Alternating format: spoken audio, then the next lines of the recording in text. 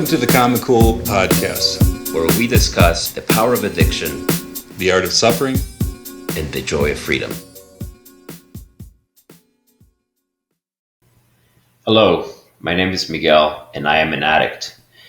So I used to work for a company called MindStrong. It's like a mental health company, and unfortunately, the company went out of business. And after that journey, I was also going through some personal problems with my relationship.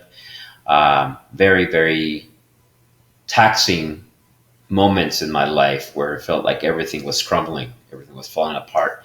The job, the relationship, being away from my daughters, etc. So I felt a calling to want to talk about some of my experiences as an addict, and also bring people to talk about their perspectives on addiction. Through my journey, I realized that I was creating more suffering for myself the way that I was seeking.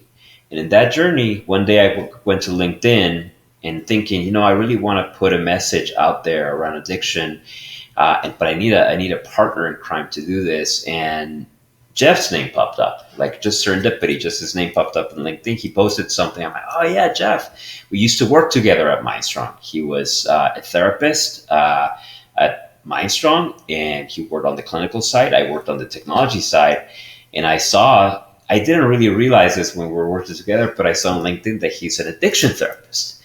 So I immediately hit him up and I say, hey, let's talk. Let's talk about this project that I have in mind. And we started talking. Yeah. At that point, I didn't know he was in recovery, and he didn't know I was in recovery. And I think I know that there's a thing that happened when two people who are in recovery start talking. It just becomes like, there's this gateway that opens up, I felt automatically safe around him as we kind of got to know each other. Like he works a program, I work a program, and there's a part of that that's just these are my, he's my people, and I'd struggled since my late 20s. I knew I was an alcoholic in my late 20s. Yeah. And it took me a while. It took me at least 3 years to get sober. Then, strangely enough, when COVID hit, I fell off the wagon. And that was mind blowing to me. It was mind blowing for a lot of different reasons, and I'll bring those up later. But I had 19 years sober. That shows how cunning addiction can be. It catches you in the bad moment and relapse. For me, I grew up in Mexico, and Mexico is a heavy drinking culture. So I started drinking really young, and I never thought anything of it. Then I moved to the U.S. and I continued to drink. And over the course of the years, I started to drink more. But I was a very functional person. I never thought much of it, and I started DJing around 27.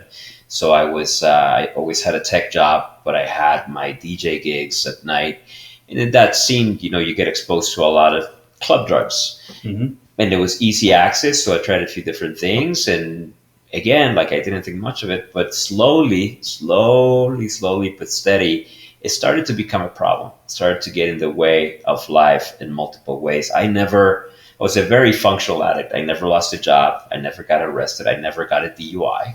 Not because I shouldn't have. It's just because I was lucky, just bluntly. Yeah. So that's because no catastrophic thing was happening. It was easy for me to not think that there was a problem with the picture. Yeah.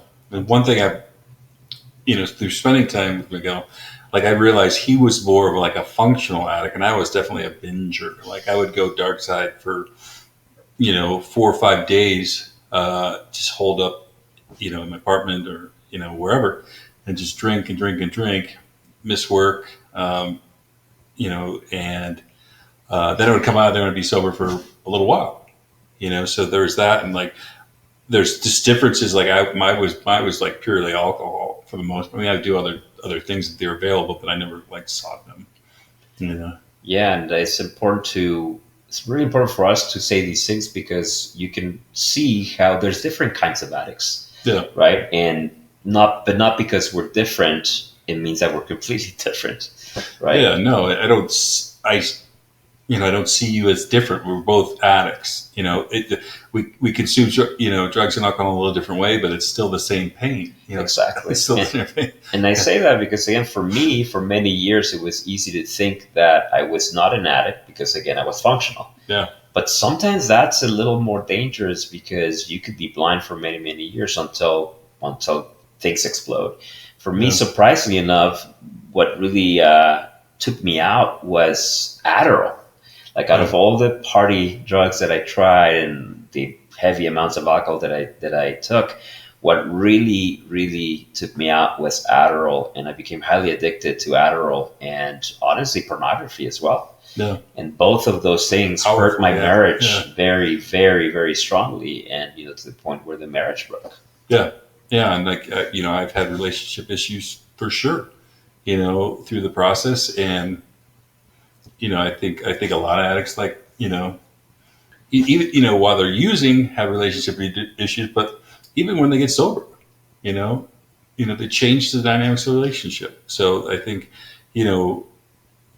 it's a lot more.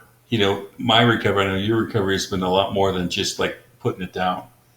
There's like so much more. It's just a start of it. And it's just like, and I think a lot of people don't want to do it because I think there's a part of them, like there was a part of me that realized how hard it was going to be.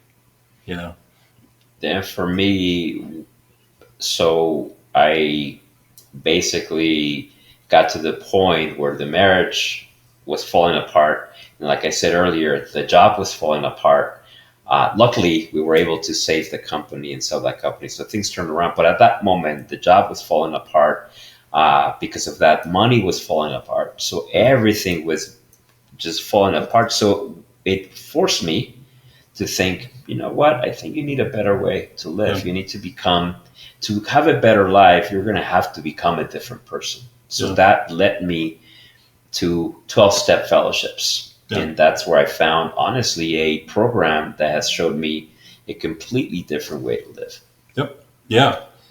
And I think, we don't receive any like kickback from 12-step recovery, but I mean, I think it's definitely like a really, really, really solid option. I think there's,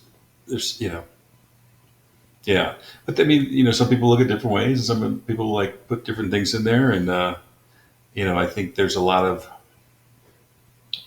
different things that you can do. I think community is a huge part of recovery. Having a community, getting sober on your own is, what fun, like I said, like what fun is that? Like if you're acting the same way and you're just not using, like why don't you just go back to using?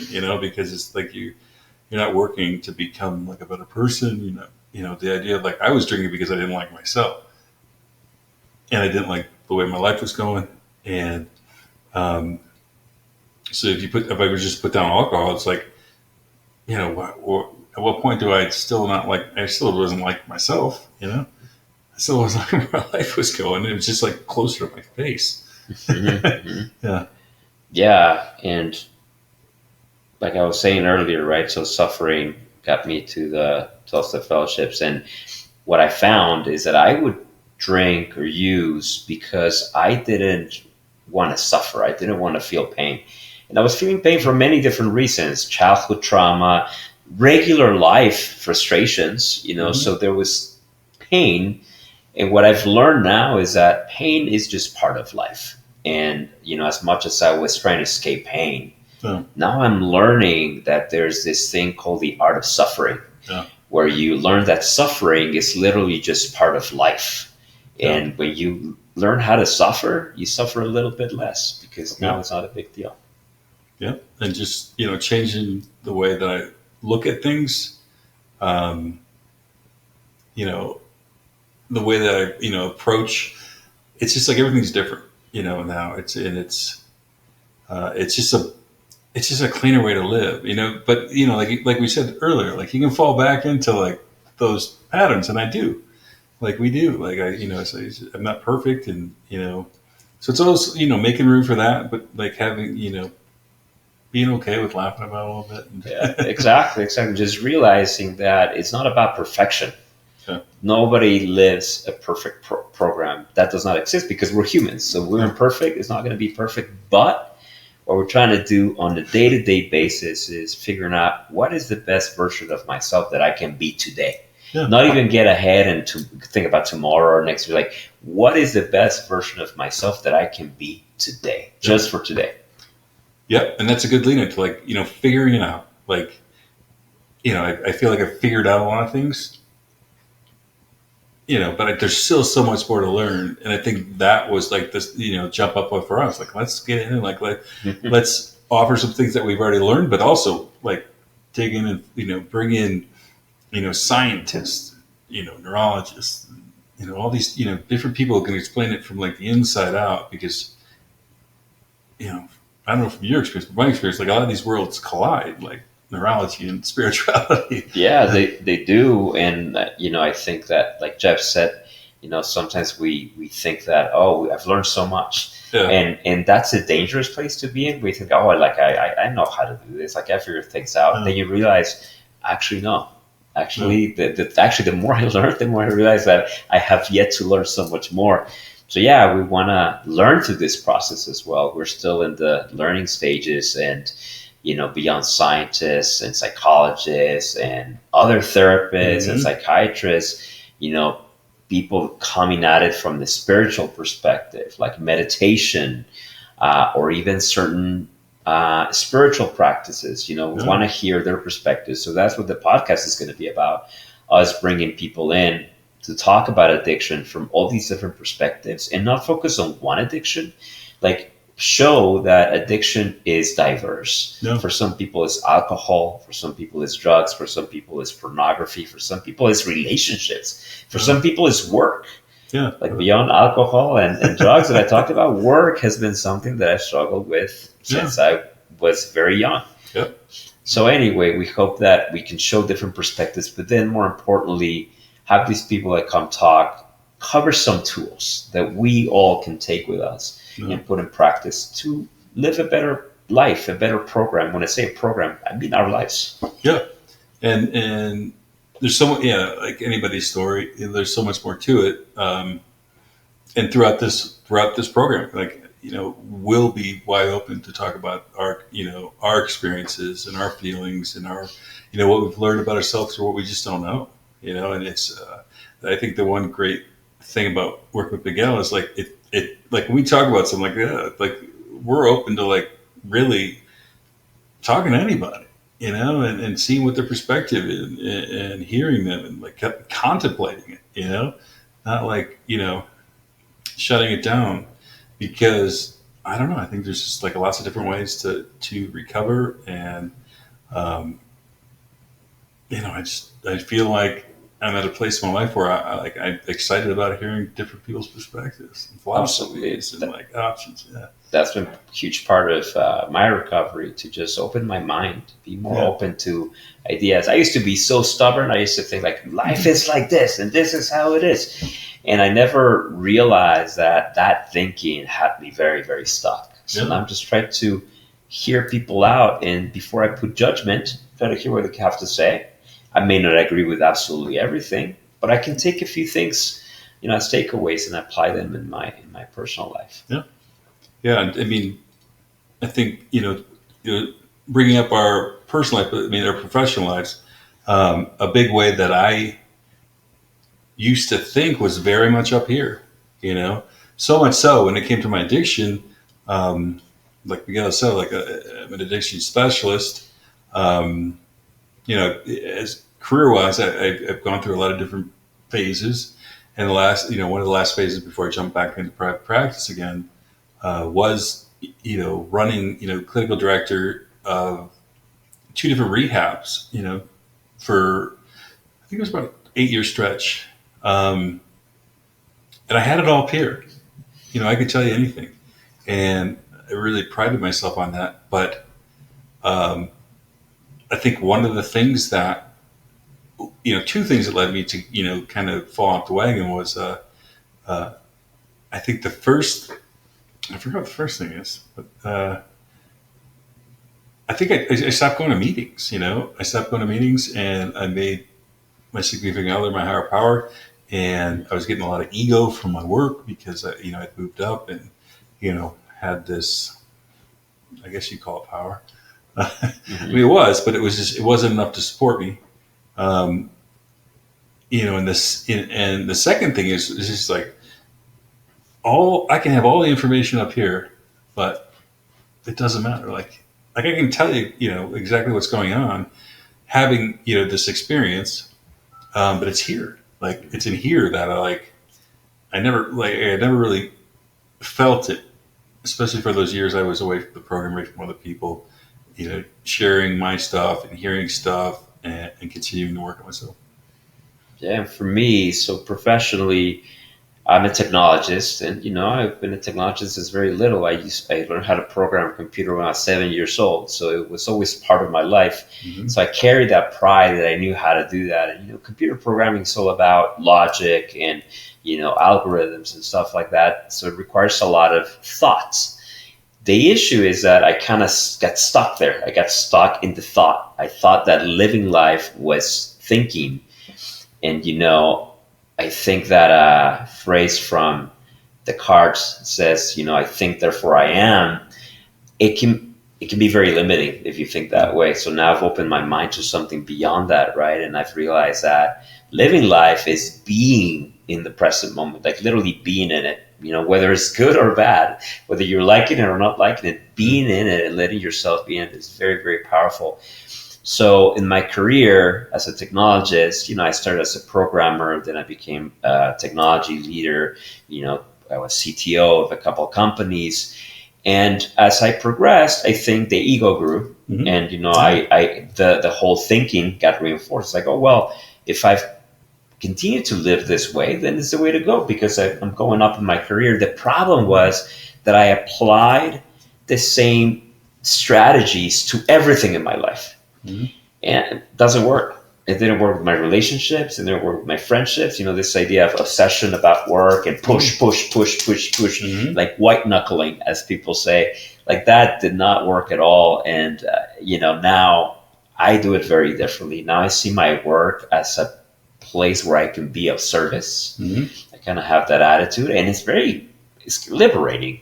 And I also try to stay present. I don't try to judge me or others and just let things be. I used to try to control everything, every situation. Like, Miguel is the driver. I'm controlling this thing. You felt like that's what you got paid for, is control. Exactly. But I mean, I was, I don't know about you, but I was really good at like, making sure everything was like, control, really stable. It feels good. It feels like you have control.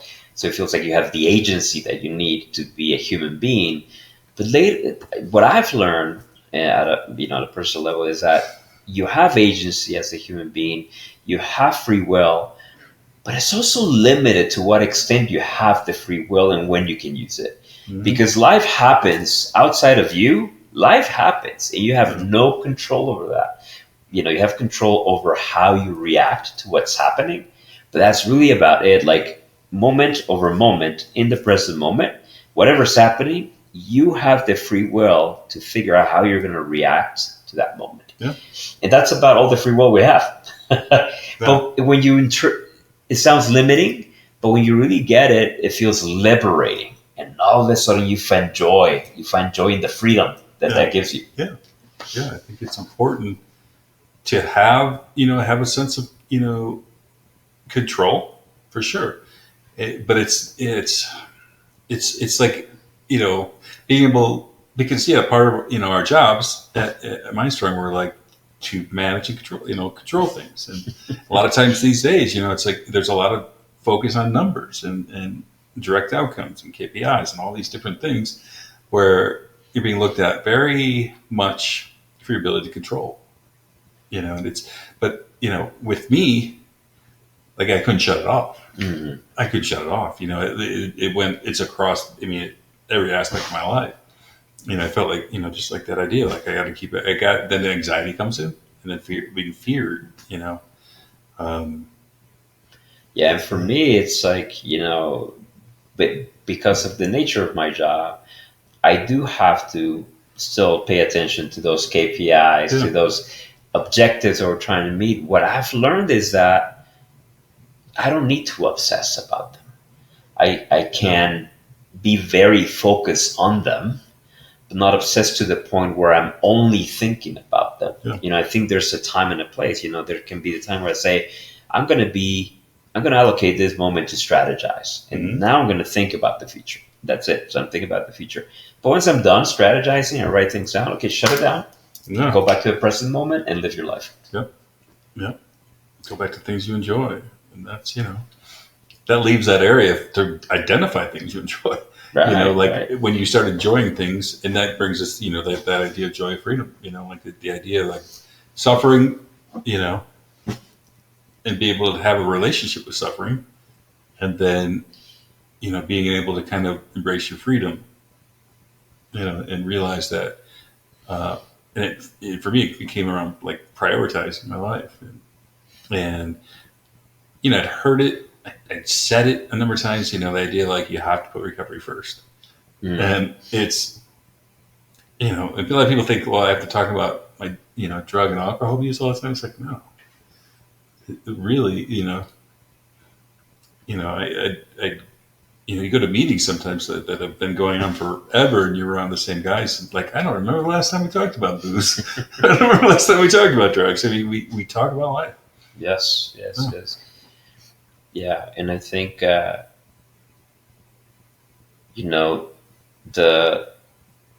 when you find like a new way of living, we talked about a lot of different things, but when you apply even some of these things, and you start feeling like you're really living your life again. I keep saying this, but you're in the present moment, living your life. Like all of a sudden, it's like everything feels more possible. I don't know how to explain it. Like everything feels like it's the irony. It's almost like the moment you relinquish control, it's almost like everything feels more in control. Yeah. So much paradox in how things work, and I feel like we could talk about this forever. We can. And one of the things that I think is great about this moment is, Jeff and I have been vulnerable. We've opened up a lot of our lives and whatnot, and people may ask, why are these guys opening up so much? That's part of our recovery. I feel like just being vulnerable and being accepting of who we are, and not judge it in one way or another, I think is super valuable. I don't know how you feel about that. Yeah, it's just, I don't remember like really that resist that that I had to being like vulnerable. But I mean, I understand it. I look back in my late 20s and I was like, I don't want to be, I don't want to do any of this stuff, But now it's like, now, I mean, it's so easy to say, like, I'm pissed off. Like, you pissed me off. Anger is a good one. But, like, when you look at the other ones, like the other two big ones, fear and sadness, it's like, most of the time, almost all the time, it's not anger. Like, so be able to say, like, hey, that scared me. I'm scared, or like, hey, you hurt my feelings. It's like, Yeah, so because I think we try to protect ourselves. We're not vulnerable, but then we change one emotion for another. Yeah. Like we're really afraid, we're scared, and so saying, "Oh, I'm scared about that." We disguise with anger. Yeah, it's like such a much more acceptable thing.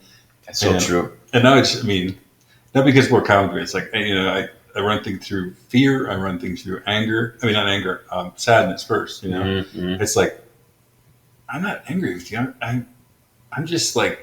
Sad about the way you treated me, hurt my feelings. And those things are hard to say sometimes, I've been learning to say them more and more. Yeah. But when you are not used to it, it's really hard to say those things. Well, you don't even know. Like, there wasn't even a conscious level. Right. It wasn't like I didn't even know, like, you hurt my feelings. All I know is, like, I'm mad at you. You were this and you're that. And, or when someone, like, cuts you off in traffic or something like that. It's like, oh, I'm angry at you, but but it could be, I can explain it in a different way. I mean, it could be, sadness. Like if you have a history of like being treated a certain way, and someone does that to you, like being treated like less or less than, Right. when someone cuts you off in traffic, the immediate thought is like, they just treated me like I was worthless. Right. Right. So it's fear, and you feel attacked. Yeah. And like you said, we can keep talking about these things for a really long time. And we'll continue. Yeah. And we will be talking more about these things throughout the podcast. And, they say that the opposite of addiction is connection. So part of what we're trying to do here is connecting with you guys. Yeah. We're opening up, being vulnerable, connecting as we invite you to come and join the podcast, come check it out. And enjoy the episodes that are coming up after this. Yeah, and hopefully somewhere along the way, we can, open up some, you got to do it because you're the tech guy, but like open up some ways that we can connect a little better, That's right. We'll open up communities over time. Yeah. If this continues, then we'll start doing more and more things. Thank you for watching. Thank you for listening. And you'll be able to watch the first episode after this. This is our introduction episode. Cool. Thanks.